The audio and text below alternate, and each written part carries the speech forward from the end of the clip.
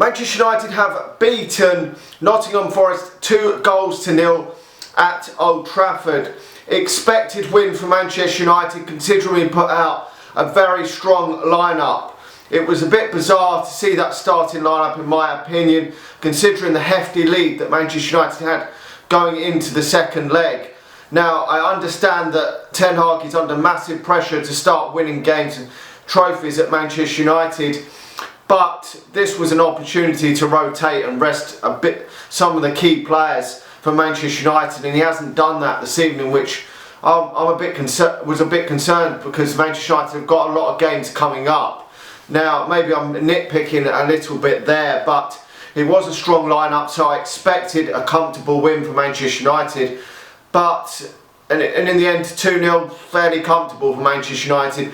But you do get the complacency element into it when you start regular players, because you're 3-0 up from the first leg and you expected Manchester United just to coast through this game.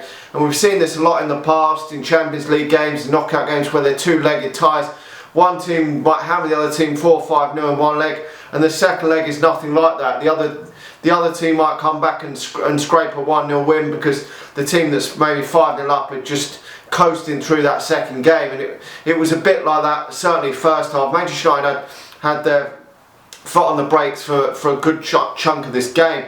I mean, there was 6 changes to the starting lineup, but it was still massively strong considering we were 3-0 up from that away game. I mean, we had to lose 4-0 in this game, and in my opinion that was not impossible to lose 4-0 at Old Trafford, but the odds for me would have been huge on Nottingham Forest pulling that off. I would have been absolutely shocked if Nottingham Forest had pulled that off. And I was personally hoping that the likes of Casemiro and Fernandes were rested, because I'm concerned with the amount of football that Manchester United have still got to come in the next couple of weeks, and I hope they don't look too sluggish over the next few weeks.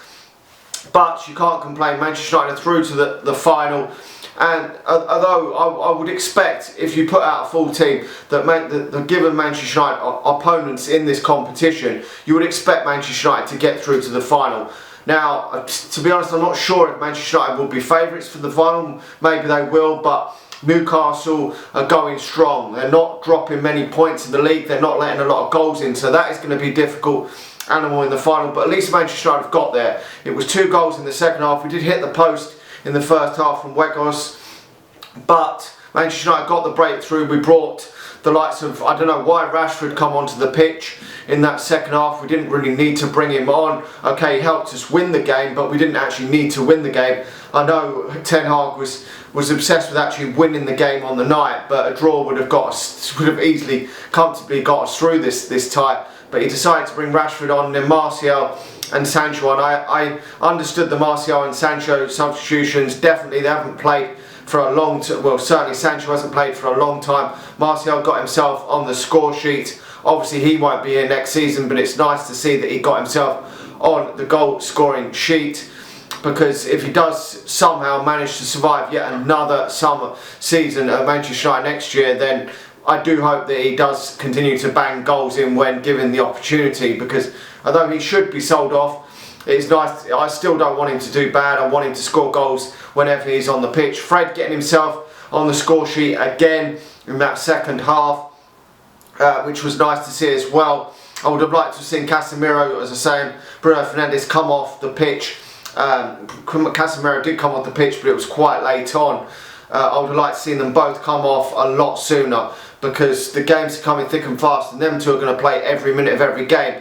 And it is mainly due to the fact that Manchester United have got injuries. I think if Manchester United hadn't had Eriksen and if Van der Beek hadn't been injured, he would have probably played maybe Van der Beek instead of Bruno Fernandes. But he didn't feel, I don't know, he obviously doesn't feel that Zidane Iqbal or that of Kobe Mainoo are good enough or deserve a place in the starting lineup. I don't know. They didn't even, I mean, Zidane Iqbal wasn't even along the substitutes bench, and Kobe Mainoo didn't even feature from the bench. Pellistri didn't either. Alanga wasn't even on the substitutes bench. So maybe these players don't feature in his plans going forward for the remainder of the season. I don't know. But when you're 3-0 up from the first leg, if they're not given an opportunity now, I don't know when they will be given an opportunity, to be honest, because there is not really another opportunity you're going to get like that, unless we get through the Europa League and a 3 or 4-0 up in a first leg tie. I don't see when you're going to give players like that the opportunity. It would have been nice for me to have seen them go out, certainly Elanga and Zidane about to go out on loan to get minutes elsewhere, because they're not getting it here. Anyway, Manchester United have got through, as we say. I can't be unhappy with that, to be honest. Manchester United got through, and I always like Manchester United to win the game, as that's probably the key what Ten Hag wanted. He probably wanted to get Manchester United just to continue winning games of football, and we've done that again this evening. He probably didn't want to go into the next game without a win. He probably wants to just keep winning every single game at the moment in time and to keep the momentum going. So that is where he probably wanted to do.